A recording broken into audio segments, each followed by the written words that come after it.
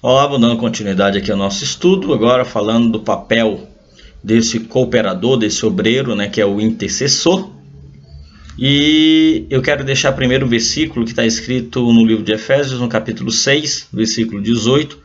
Diz assim: orando em todo o tempo, com toda oração e súplica no Espírito, e vigiando nisto com toda perseverança e súplica por todos os santos. Então, o papel de todo cristão tem que estar focado nisso. Orar em todo o tempo, com toda oração e súplica no Espírito, vigiando nisto com toda perseverança e súplica por todos os santos. Então, por todas as pessoas ali que, apesar daqui estarmos falando de pessoas separadas, eu ouso falar que a oração deve ser feita para todas as pessoas, em prol de todas as pessoas, porque existem outros versículos bíblicos que falam até para orar pelos inimigos, orar para os que são da tua família, os que não são da tua família e etc. Vamos falar desse papel e aí também a gente já vai começar a falar de outras funções, como a função do apóstolo, que era um chamado específico para um dado momento. Bom, falando então do intercessor, A intercessão é o primeiro ministério que todos os cristãos devem assumir. A intercessão não pode ser restrita a um grupo, por exemplo. Todos nós temos alvos de oração e devemos colocar diante do Senhor esses pedidos. Eu sempre venho falando que é necessário primeiro perguntar a Deus quais são os objetivos dele na nossa vida, ao invés de apresentar a Deus os nossos objetivos para que ele atenda. Eu penso que a forma mais adequada, até para não gerar frustrações, é perguntar a Deus qual o objetivo dele para a nossa vida, qual o objetivo dele no ano de 2019, e não fazer o papel inverso. Deus, este é o meu objetivo em 2019, ajuda, me apoia, porque se não for vontade de Deus, só vai gerar frustração para você. E o critério fé implica em, primeiro, colocar as coisas de Deus em primeiro plano e as demais serão acrescentadas. Então, busquemos primeiro as coisas de Deus e as demais, com certeza, não serão acrescentadas. Porque a intercessão também é tida como uma guerra, uma guerra espiritual. Então, o papel do intercessor ele consiste em trazer o triunfo da cruz de Jesus Cristo sobre a situação pela qual está intercedendo. Então, eu creio neste resultado. E por isso é muito importante nós sermos muito sóbrios com relação a isso. Às vezes, eu vejo pessoas fazendo orações e o resultado da oração não sendo concretizado. E depois, como o resultado não é concretizado, a pessoa fala, mas não é porque não era vontade de Deus. Ora, se não era vontade de Deus, então por que você estava fazendo essa oração? Então significa que você não sabe qual é a vontade de Deus? Então minha sugestão é que sempre procure então se é vontade de Deus, porque aí nós teremos uma oração com base em resultados. Porque oração ela não é conjectura, oração ela não é superstição, oração não é uma suposição arrogante de que nós é que somos poderosos. Então, às vezes, eu vejo as pessoas orando como se ela tivesse o poder e através do poder da palavra dela e através do poder que ela está emitindo ou ela está emanando, vai haver resultados. Não. Quando as pessoas oram, as coisas acontecem. Mas o poder é de Deus. Eu não posso atribuir o resultado porque foi a minha oração. Não, porque o poder é de Deus, o resultado quem traz é Deus. E muitas vezes nós nos esquecemos dessa atividade primordial. Então o papel desse obreiro é, em específico, interceder antes e durante o culto, por exemplo. Então,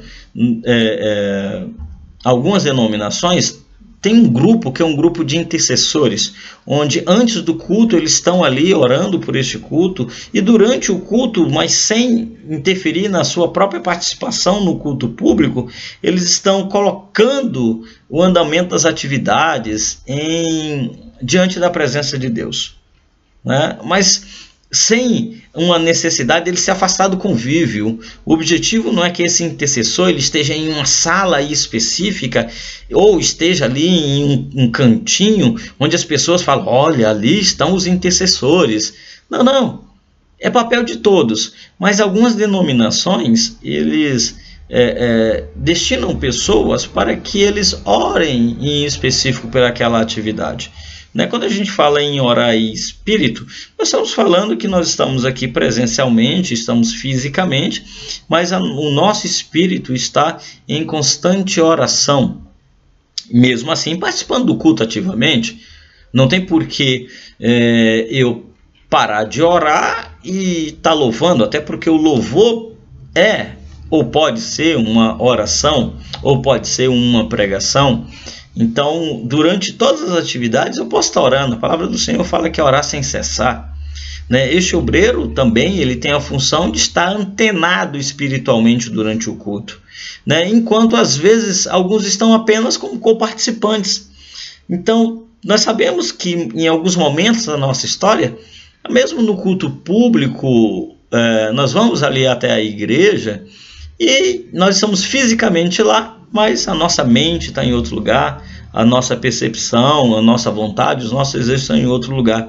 Então, quando a gente fala aqui desse departamento ou desse obreiro que é o intercessor, nós estamos falando de alguém que ele está fisicamente, ele está espiritualmente, a mente dele está ali focada para aquela adoração, que deve ser o papel de todo obreiro, de todo cristão, de todo crente. E eu digo mais, até em outras religiões, a gente percebe que este momento, que é o momento de focar a sua mente, focar as suas ações para aquele que está sendo adorado, é de vital importância.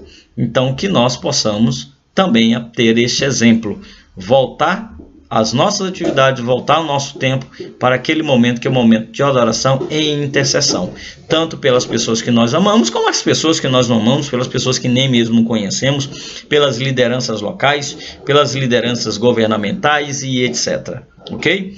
Daqui a pouco vamos falar sobre o chamado do apóstolo.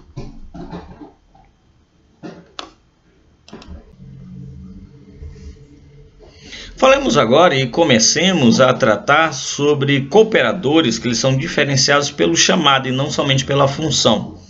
Eu quero iniciar isso com o chamado dos apóstolos, né? O apóstolo foi um ofício especial, um ofício que aconteceu nos primórdios da igreja.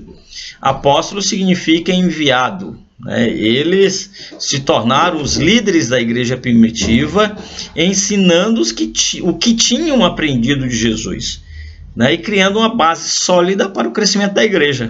O que é interessante nos apóstolos é que eles não eram os sacerdotes, então eles não tinham ali os manuscritos à sua disposição. Eu falo manuscritos, aquilo que é a lei que estava escrita, mas eles ensinavam as pessoas citando a lei, mas fundamentalmente falando sobre o que Jesus Cristo ensinava. Então, se você, por exemplo, tem uma dúvida de como ser um pregador de sucesso, fale sobre os feitos de Jesus Cristo.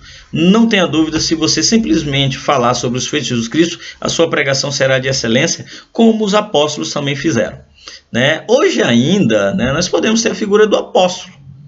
Não vejo nada contra as igrejas ou denominações figurar essa característica ou este nome ou essa posição eclesiástica como apóstolo, né? Desde que ele exerça a função como está na Bíblia, né? Eu vou dar como exemplo aí os apóstolos, né?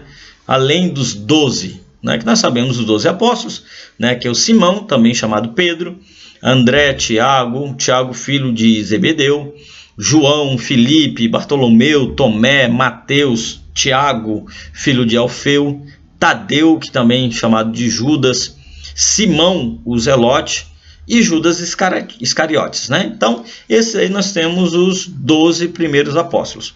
Mas nós também temos referências bíblicas que ainda falam sobre outros apóstolos, como, por exemplo, Matias, Barnabé, Silas, Apolo, Timóteo, Epafrodito, Andrônico, Júnias. Eles também são chamados de apóstolos, né? Então, apóstolo ele é uma função e não uma posição.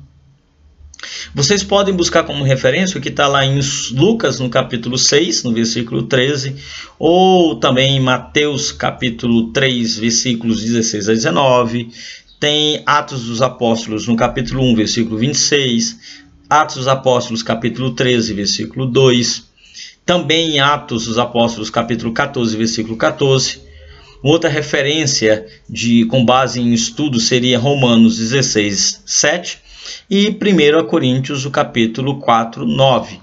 Aí tem uma gama ampla de informações para constatar e até comprovar o meu posicionamento em relação que o apóstolo ele não é uma posição, né, hierárquica de poder acima dos demais, mas uma função.